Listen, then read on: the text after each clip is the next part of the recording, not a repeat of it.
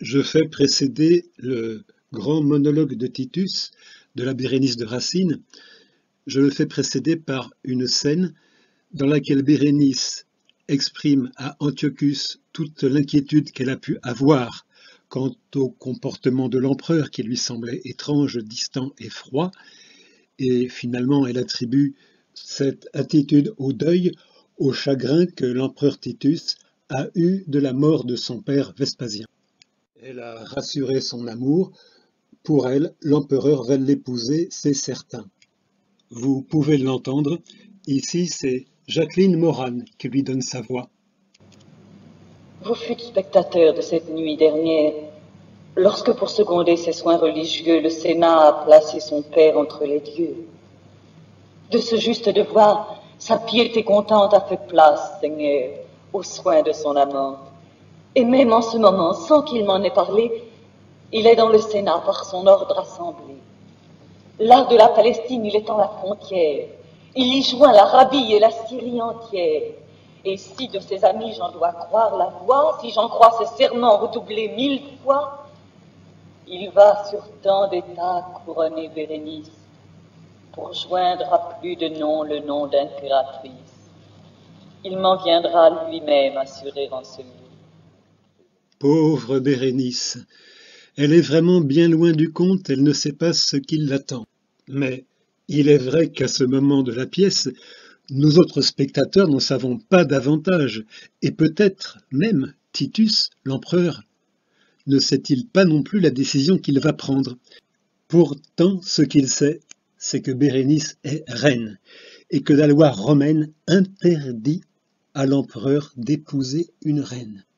Et ce n'est que quelques scènes plus tard, dans le fameux monologue de Titus, un morceau de bravoure, que nous allons voir à quel déchirement l'empereur est en proie. Alors moi, j'ai vraiment peur de rien. Ayant confié Bérénice à Jacqueline Moran, je vais me confier à moi-même Titus.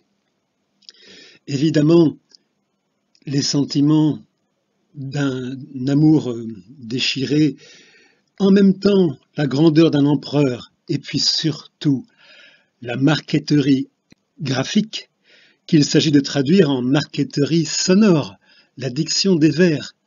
Comment conjuguer tout cela si l'on n'est pas Gérard Philipe?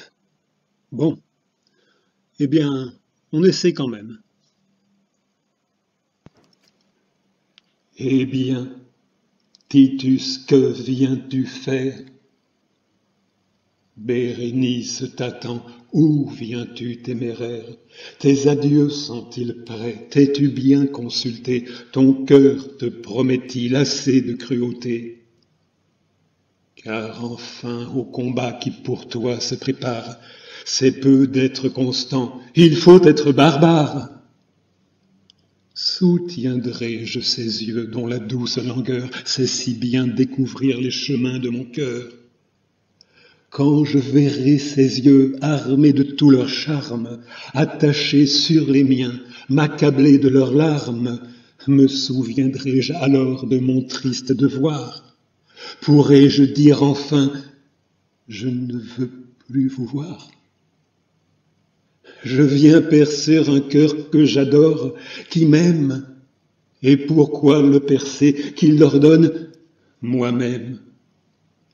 Car enfin, Rome a-t-elle expliqué ses souhaits? L'entendons-nous crier autour de ce palais? Vois-je l'État penchant au bord du précipice?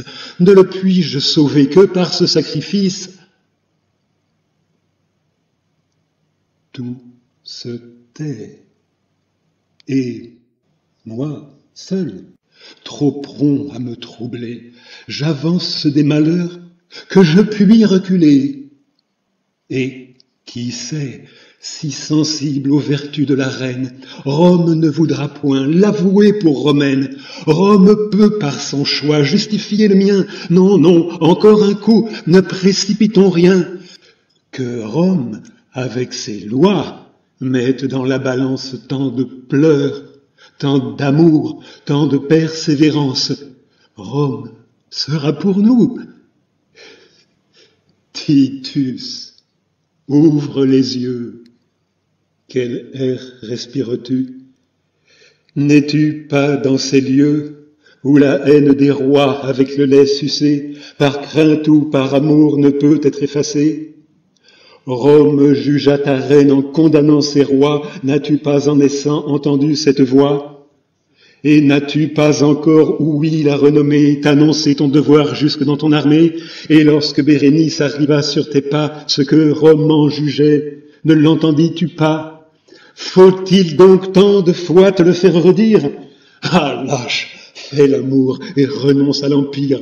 Au bout de l'univers va, cours te confiner, et fais place à des cœurs plus dignes de régner. Sont-ce là ces projets de grandeur et de gloire qui devaient dans les cœurs consacrer ma mémoire?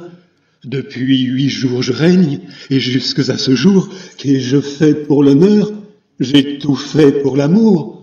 D'un temps si précieux, quel compte puis-je rendre? Où sont ces heureux jours que je faisais attendre? Quels pleurs ai-je séchés? Dans quels yeux satisfaits ai-je déjà goûté le fruit de mes bienfaits? L'univers a-t-il vu changer ses destinées?